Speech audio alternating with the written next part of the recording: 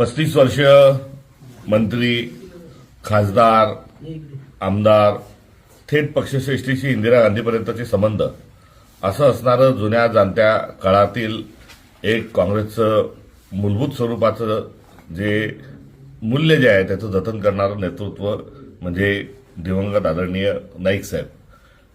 त्यांनी एवढेही महाराष्ट्रभर वेगवेगळ्या खात्यांचा कारभार जरी सांभाळला असला तरी मातीशी नाळ त्यांनी कधी तुटू दिली नाही.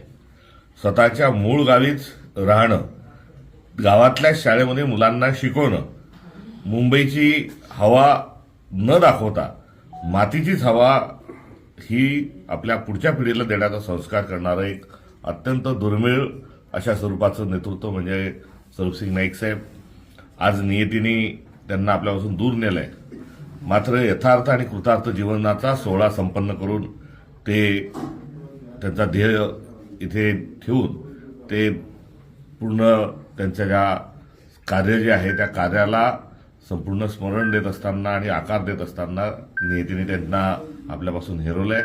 मी त्यांना काँग्रेस पक्षाच्या वतीनं, अखिल भारतीय काँग्रेस पक्षाच्या वतीनं भावपूर्ण आदरांजली, श्रद्धांजली आणि भावांजली देतो.